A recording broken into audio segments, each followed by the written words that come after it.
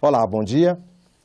Professores de economia da Unicamp e da Fundação Getúlio Vargas debatem a PEC que cria um teto para os gastos públicos às 10 horas. A audiência pública reúne senadores da Comissão de Assuntos Econômicos e da Comissão de Constituição e Justiça, que devem votar o texto já amanhã.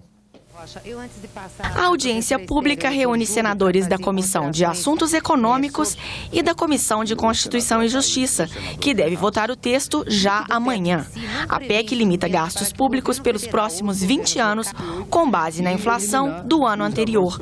Para o governo Temer, ela é considerada essencial para ajustar as contas públicas, mas a oposição reclama que compromete setores como saúde e educação. No último debate, o senador Roberto Requião avisou que senadores contrários à proposta preparam um texto alternativo.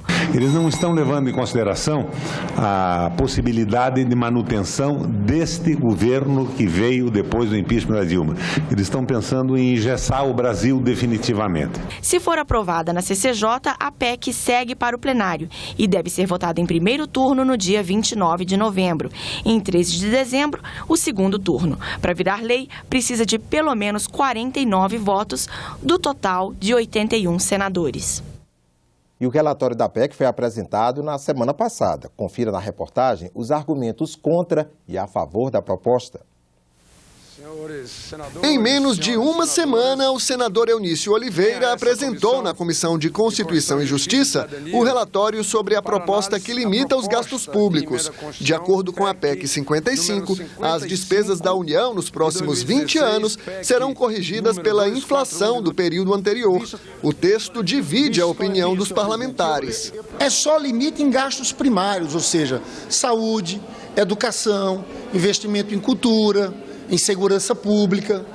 É a destruição do Estado Social brasileiro. Foi por causa da irresponsabilidade fiscal que o governo foi afastado do poder. E não pode o governo atual cometer os mesmos erros. O texto prevê uma regra de transição para as áreas sociais. Em 2017, seria garantido o piso de 15% da receita corrente líquida para a saúde e de 18% dos impostos federais para a educação. Mas, a partir de 2018, esse piso também seria corrigido pela inflação do ano anterior.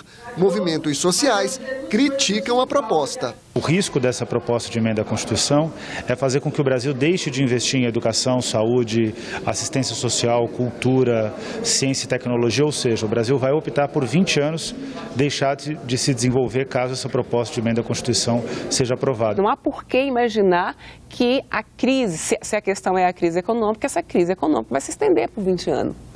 Acho que nenhum país do mundo fez um processo como esse. Já o setor privado apoia a PEC 55. As entidades que representam a indústria e os hospitais particulares estão confiantes na aprovação do texto. Isso é um marco na história republicana brasileira, é a primeira vez que a República do Brasil vai ter um instrumento para conter as despesas do gestor público, como os gastos exagerados de desperdício de dinheiro que existe na área de saúde, principalmente da parte pública. Com a gravidade do problema e as restrições que a própria Constituição impõe, a PEC se tornou uma imposição. Este consultor do Senado acompanha os debates sobre a PEC 55 na CCJ. Ele diz que, em tese, é possível que o orçamento de algumas áreas seja corrigido acima da inflação e que será papel do Congresso definir quais áreas terão prioridade.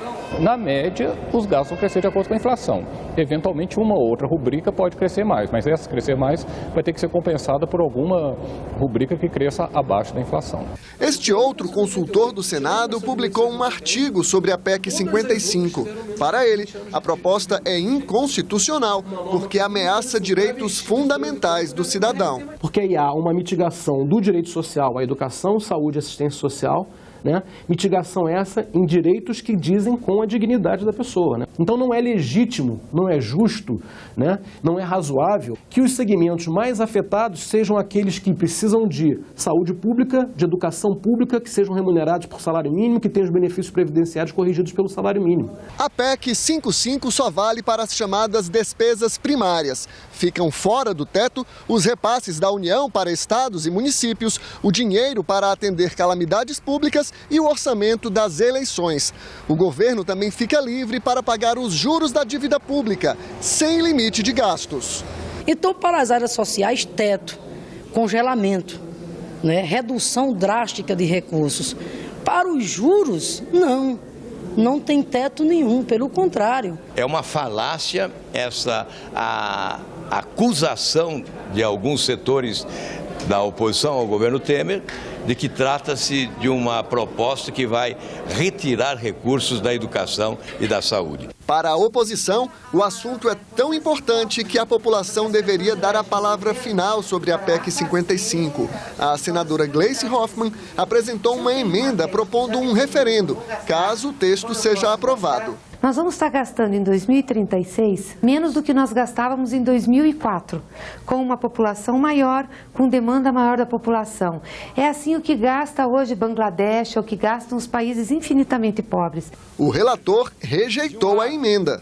O ajuste das contas públicas não pode atrasar mais. A aprovação da matéria na Câmara dos Deputados, a Casa do Povo, significa que a maior parte da população brasileira já é favorável a essa matéria. O portal E-Cidadania do Senado está fazendo uma consulta pública sobre a PEC 55. Até esta segunda-feira, quase 339 mil pessoas haviam se manifestado sobre o limite de gastos. Mais de 318 mil são contra a proposta, quase 94% do total.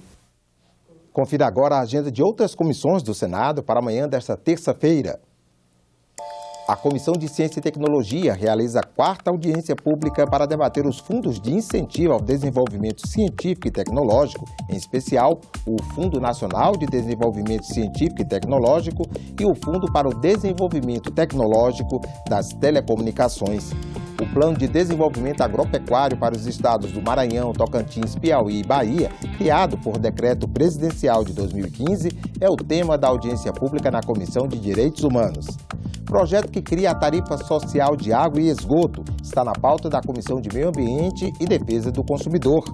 A Comissão de Transparência e Governança Pública debate em audiência pública o papel e os instrumentos de participação social, segundo o enfoque dos órgãos federais de governo.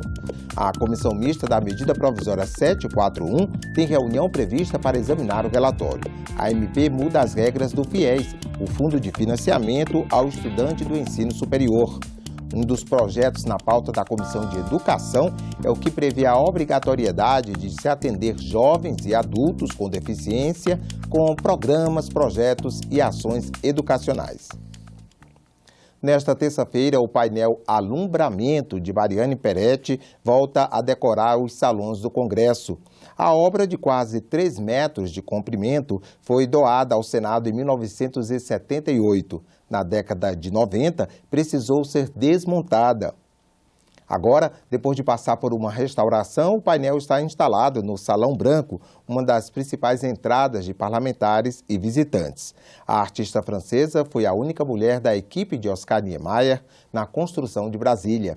Confira mais detalhes do painel nesta matéria da Agência Senado.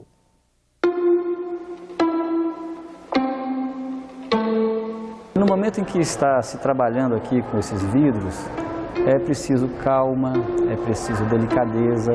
São mais de 200 peças extremamente frágeis, que foram cortadas milimetricamente para cada espaço que compõe esse vitral. Então tudo aqui está sendo feito com calma, com delicadeza, com precisão.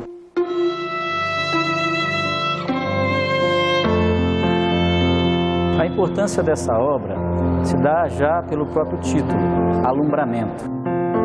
É uma obra que inspira o público a se iluminar, a ir ao devaneio, porque é uma obra que tem uma técnica muito especial no vitral que cria uma tridimensionalidade. E isso é uma inovação técnica da artista.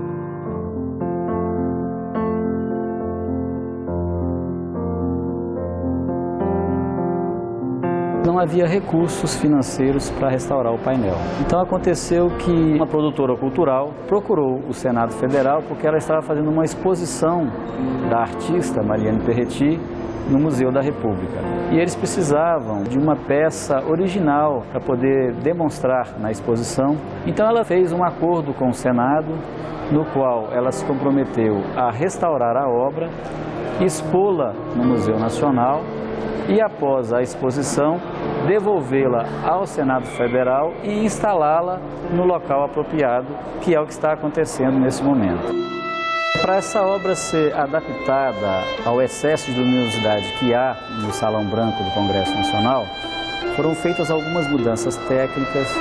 A gente trocou toda a iluminação por uma iluminação amarela, um pouco mais branda, e as lâmpadas também que iluminam o vitral foram adaptadas para essa nova realidade.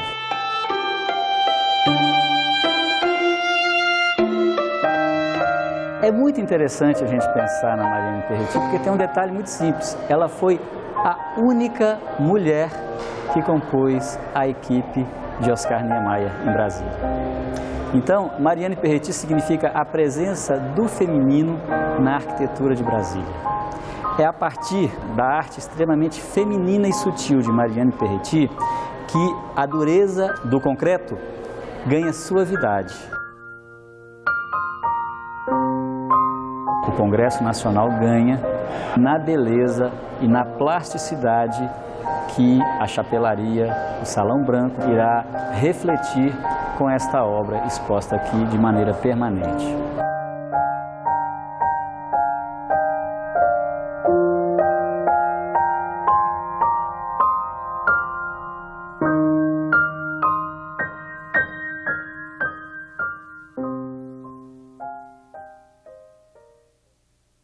Você acompanha outras notícias na nossa página na internet ou nos boletins do Senado Agora. Enquanto isso, continue assistindo a nossa programação.